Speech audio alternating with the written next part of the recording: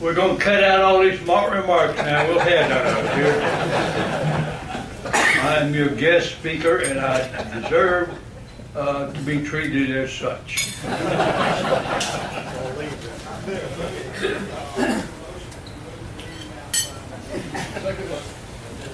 Go ahead.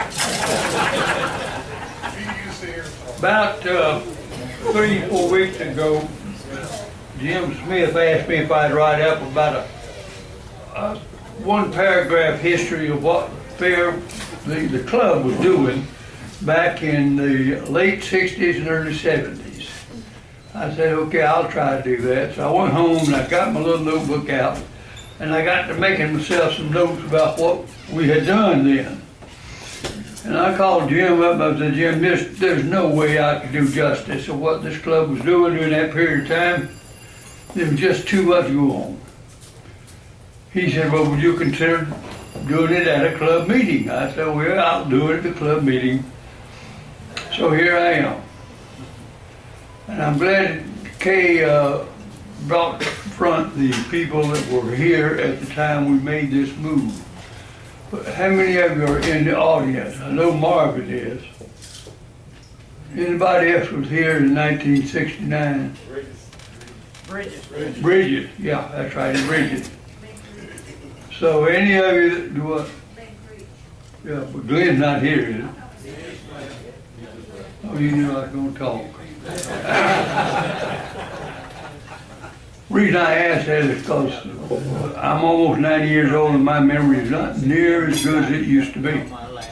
So if I make some statements up here that are incorrect, don't hesitate to interrupt me. As most of you know, we started being in fair business back in Marvin, it was in the late 50s or early 60s.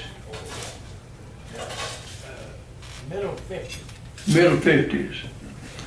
I didn't join them until 63, but during that time the fair was operated either out at the airport or at that little piece of land that the county owned down on Slappy Drive, about where the trade school is now. We had just a small piece of land there.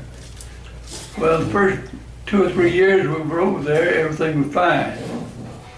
Then the board began to recognize that something had to be done. That fairgrounds was just not large enough. We had a lot of people that wanted to show it fair. We had James Strait shows, said, you've got to give us more room for our rides because we can't justify the expense coming down there. All things considered, the board said, well, we've got 1 or 2 things to do. We can either give up a fair or we can build one.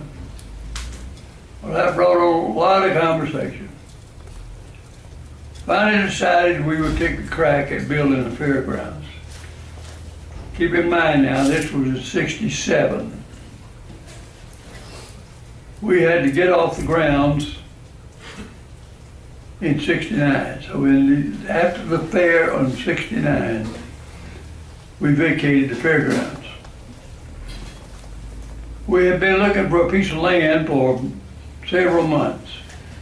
A piece of land that was large enough and one we could expense and located such it would be convenient for a fair. Finally settled on this piece of land we're on now. The people who sold us the land, I think, did us a pretty good deal. They sold it to us at a reasonable price, depending when you consider what the economic was back in those days. After we bought the land, then the board sat down and says, well, it took all the money we owned to buy that piece of land. Now what are we gonna do? We got a piece of land there and no money. And he laid it on the line. Even Owens was the treasurer then of the fair. And he laid it on the line. We didn't have any money. Well, Marvin and Edmund and 3 or 4 other people in the club went down to the CNS Bank, signed a note, and we got a reasonable amount of money to start with. Well, the board met and said, okay, we got some money now, what we're going to do with our land? We said, well, it's got to be clear cut. It's got to be leveled. We can't use it like it is. So I still believe Marvin Lord did this, but I'm not sure. Somebody went to the America's Wood Preserving Company and told them, said, look, we've got a lot of young pine saplings on our fairgrounds. You folks need to make posts out of. Work your trade. For every one truckload of pine saplings we send you, you'll give us a half a truckload of treated posts. They said, okay, that's fine. They were glad to get the material. Well, we met out here the following Saturday. I'll never forget it. We brought all our hand saws and our hatchets and our axes and a few power saws. And we were going to clean cut those pine trees. Now, boys, let me tell you, if we didn't make any more progress than we made that first day, we would have been Christmas finished it. So we went back to the people in America and said, look, we'll make a better deal. If you'll come cut the trees, we'll give you 2 truckloads of logs for a truckload of posts. We had to have a lot of posts out here on the fairgrounds. That worked out good. So they said, well, now we've got to get somebody to level the land. After the pine tree posts got through, we traded with a company here in town to do the best they could with our land. The land wasn't in bad shape, but it was real sandy down that end and old mucky clay up on this end of the land. And we had to move this down there. So it took a lot of work, a lot of time, and they were really good to us about what they charged us to do that land clearing. And they put it in pretty good shape. Well, that took part of our money too. So Fair Board met and said, okay, we got a piece of land, it's paid for. We've got that land cleared, we've got it leveled. Where do we go from here? As you'll follow me through my little talk, you'll realize we did not have a plan of action. I guess you say we might be Obama, but we had more than that. So the board met and said, all right, where do we go from here? Somebody said, well, we need to figure out where the fair is going to be and where our part of the fair is going to be. Divide up the land. We've also got to figure out where the parking lot's going. See, folks, we didn't have any idea what we're letting ourselves into. We thought we could run out here in a few weekends, build us a fair. Doesn't work that way. Finally decided they'd have a meeting and decide what the diagram of the fair would be, what would the layout of the fair be, and what else has to be done. That was done. They decided, as we see the fairgrounds now, was what was decided on as far as where the carnival was going to be, where our commercial part is going to be, and where our building is going to be. No mention of the parking lots. And met again, and somebody says, who's going to put on the parking lot plan? Well, we didn't have a plan. We met again. The parking lot committee had gotten together and came up with a plan of the parking lots.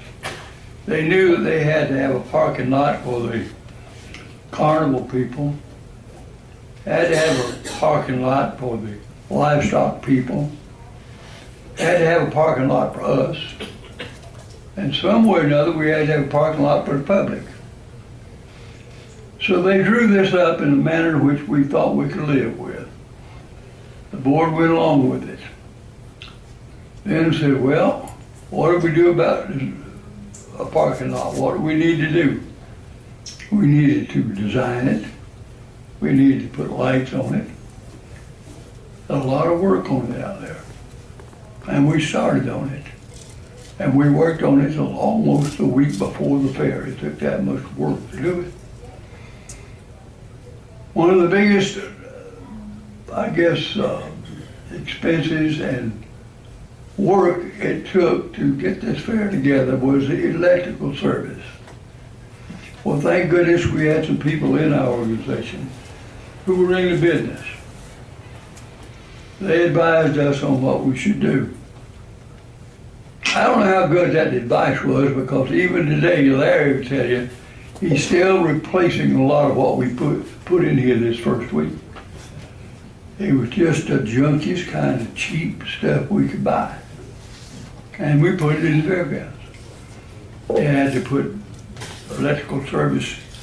We put a parking lot back up there where our demolition derby is now for the carnival trailers. Started up there, putting in light service, put in poles, put overhead lights, receptacles. Moved into our fairgrounds here. Well, the board had decided we would build, or buy rather, 4 buildings. We'd buy the middle section of the hog barn, the small display building, the large display buildings, and this building. This building was to serve as our clubhouse, also is our kitchen and the storage area. And that was our plans, and we went to work building it. Well, the electrical business was one part of it. Another part was water. We had to run water to all these buildings. We had to run water way up to where the parking lot was for the carnival. We had to put in sewage tanks. And I can tell you a lot of stories about our experience with sewage tanks. And they're not all happy either. It seemed like that the county had not run sewer lines on any perimeter roads, but they promised us that they would do it next year. And they followed through on their promise. But we couldn't wait then to put in our septic tanks, so we put in septic tanks. And that was a job too. Our president at that time was a man named James Hall, one of the finest men you'll ever get to know. He loved this fair. He dedicated his time to this fair. He owned, I guess it's called a vault business over in East Albany. And he agreed to let us have the septic tanks and material for almost nothing and pay him when we could. A lot of that went on we didn't know about. There were people that actually gave this fair money, members, out of their pockets. One of these days, I hope Marvin will take the time to tell this organization just how valuable Straight's fairs have been for this organization. I don't know what we've done without them over the years, but particularly that first year, without anybody ever saying a word to him that I know. And Marvin might have had his fingers in this. James Straits just up and sent us a check for $50,000 and told us, pay me back when you can, at no interest. We had some other people that did the same thing, that gave us smaller amounts of money. And we felt we had accumulated about enough money to finish the fairgrounds. Wrong. Everything we did cost a lot more than we thought we did. The electrical service out here was really expensive. The sewage business was expensive. The water business was expensive. But the interior of these buildings was extremely expensive. We had traded with the building people if they would pour the concrete slab and erect the building, we'd take it from there and do everything else that had to be done to it. Well, we did. We took it building by building, putting in the electrical service, the sewer service, anything of water if we needed it. Anything had to be done to those buildings, we, the members of this organization, did it.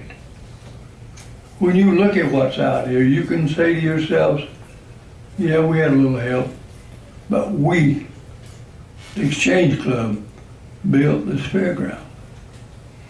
Well, after we got into the buildings and started doing all that work, you see this. Our members did what you see in this room. the ceiling, the floor, the paneling, the electric service, the kitchen, everything in this building was done by Exchange Club members in the fair months before we got out here. Same thing's true of the big exhibit buildings and the small ones. And you know, without me saying anything about it, Butch Griffin saw that that hog barn got provided for. Every time the board would meet, Butch would be there with his pad in his hand. I gotta have money. Butch, what you want with the money? Well, I've just got to have it. Butch, how much you want? Well, I need about $50,000, but I think I can get by with 10. He always managed to get his money. Other members of the organization that were in charge of certain segments, they too wanted money. But they couldn't get it. We just didn't have it. Butch got his. So we said, all right, Butch, it's yours. You take care of it. We're not going to do it. Any work you need done on that barn down there, your committee has got to do it. Well, they did. As you know, they fought it tooth and toenail to get that exhibit ready for fair times. They got it ready. Not like Bush wanted it, but they got it ready. The sewer thing was always a problem with us. Not only was it a problem to install, but we got to talking, what are we going to do with it? There's no sewer line on the grounds. We got to have some way to, service those tanks. Somebody found an Army wagon, about a 1,200-gallon steel Army wagon on wheels. Now, whether we stole it, or they gave it to us, or we paid for it, I don't know. Do you, Marvin, did we pay for that tank? I don't think we did. Same thing's true with an old tower we had out here on the fairground. That tower came from Turner Field. It was a tower they used to work on airplanes. And we drug that thing out here one night. It was on steel wheels. And we drug it out here one night, put it on the parking lot. And that was the tower. It's still referred to as a tower. Well, the fairgrounds were getting shape up about this time. But there was still an awful lot of work to be done. We ran into some problems, and the city says you got to block off all the roads that surround your fairgrounds. Well, okay, if it's got to be done, got to be done. Keep in mind, none of the roads out here were 4 lane. Everything is 2-lane roads. And we knew, or we anticipated, there was going to be one hell of a mess out here trying to handle the traffic. Turned out to be, as long as we had those single roads, it was a mess out here. Talk to some of the old boys that worked on the parking lot and tell you what we had to go through out there. Also, after we had designed the fairgrounds, and I hate to admit it, but I was in on this, we put the main entrance down there right at where the roads meet. Just about 20 feet further back this way on, not Oak Ridge, but what's the other road? Westover. I told you about that 90-year-old brain. Well, the law says you can't be that close to it, but we had already put everything on the fairgrounds based on that entrance. And they said, all right, if you'll commit that you'll move it for next year, we'll leave it like it is. So they did let us use that entrance that first year. Of course, that meant we had to go out and redesign the parking lot.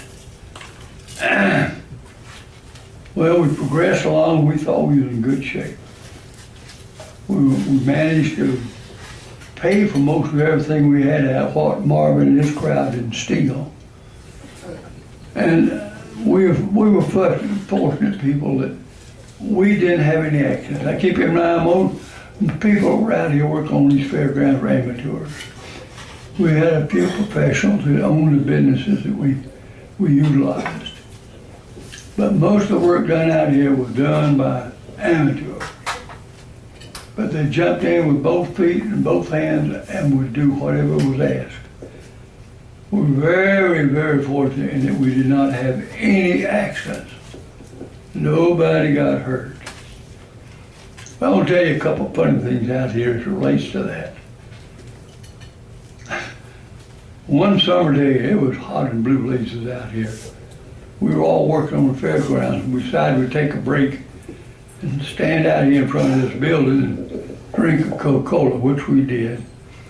I was suffering a little bit that time with an illness, and I passed out. Right out there in front of the building, just cold turkey passed out. When I came to, who was the first person I saw? Bucky Berkshire, the coroner. I thought to myself, Peters, where are you? Fortunately, it was not anything major we got over. Another thing that happened was that Bill Chambers, who used to be a member of this club, sold me a good-looking Silverado pickup truck.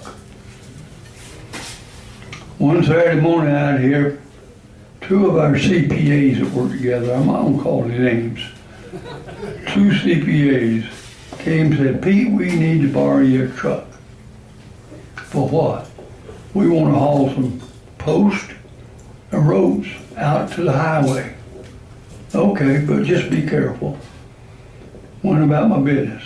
A couple hours later, I heard a big crash out here on the highway. Somebody came around and said, Pete, your truck's been in a wreck. I got inside his pickup truck and went out. Sure enough, I looked out there in the middle of the road. There sat my truck, and this car was welded to the back end of it. This lady was coming down the road, and just a kid had 3 kids in the car. And they were just looking at what we were doing out here, not paying attention. Well, my truck with the 2 CPAs in it was right in the middle of the road. And she laid a good one on it. She welded her car to my pickup truck. I got out there and I said, anybody hurt? And good Lord was sparing us, nobody was hurt. So I turned to the lady, I said, ma'am, you got any insurance?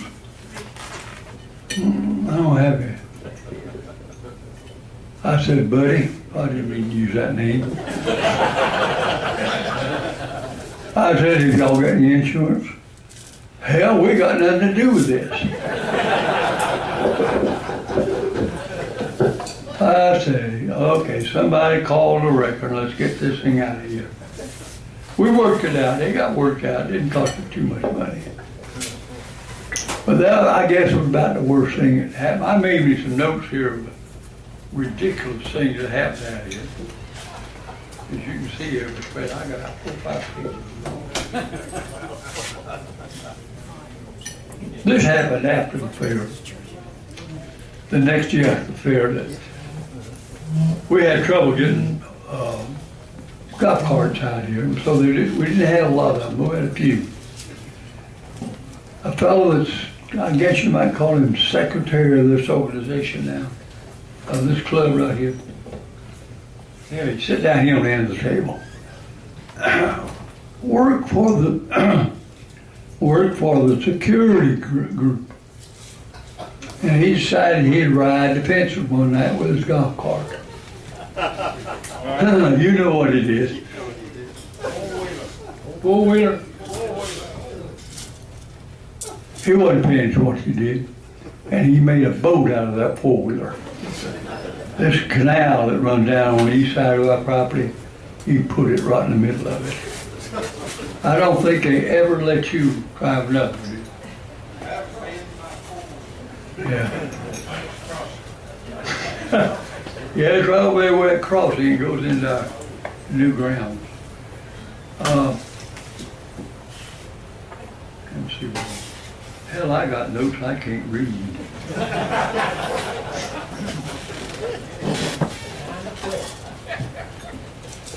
Well, I won't mess with this these. They're not that funny. I could tell you some funny stories about the gentleman on this end of the desk. he was, while we were still having sewers, septic tanks out here, we had to have something to do with the discharge into the septic tanks. And that's where that tank came from, on wheels, and honeywagon. That's what it got named. And Ray, bless his heart, agreed to be the driver of the honeywagon for the entire week. Now, he didn't know what he's letting himself into, and we didn't either. He spent days and nights out here pumping out septic tanks and hauling it to a dump point. No, I had some things I don't tell you about that. I'm not going to tell you those. They can lead to some other stories. Well, we finally got this fairground built. Fair year was the 1st November, and we really called it ready about the last week in October. Now, folks, it wasn't built like you see it is out here now. It was built very ruggedly, just haphazardly, crooked nails and rotten lumber. Just about anything that we could steal, borrow, or beg, we used out here to do our building, put in all our plumbing, and put in our electrical work. Our electrical work was actually dangerous. It was so cheap and so used that the electrical boys spent the week of the fair changing fuses and putting in new circuit breakers because they overloaded everything out here. But we got through it. But let me say this to you, and I'm gonna quit, Mr. President. Everything we thought went real well, the building of the fairgrounds. But the week before the fair, something happened that threw a black cloud all over this fairgrounds. Marvin knows what I'm talking about. We got a phone call that James Hall, our president, died during the night. Just a few days before we were going to open the fair. Well, it was a deep loss that this club just felt. I mean, he was like a father to us out here. We had a board meeting and tried to decide what to do. Our options were 1, to not have a fair, 2, delay the fair, or 3, go on with our plans. But James Straits, who owns Straits Shows, was at the board meeting, and we asked his advice. His advice, right straight up, was, hold your fair. Says, James would do nothing but put on his fair. So I'm saying put on your fair, which we did. And we had a successful fair. Really one of the good fairs that we had that year. It took us about 4 or 5 years to get back into a solvent position where we could pay all our bills on time, pay off our credit cards. I could tell you stories about that credit card too. I don't think that Carol Moore ever figured out what the hell that was we was buying with that credit card. But he paid him. And let me sum it up by saying this. A small group of men, no ladies at that time, okay? A small group of men got together and did something that just couldn't possibly be done. Was to build as an involved fairgrounds or project as we built out here. 75 acres of preparation, and it was done and done on time. Now let me say this. Every time I drive in the main gate of this fair, I look at it and I say to myself, we did it, it's ours. Thank you, Mr. President.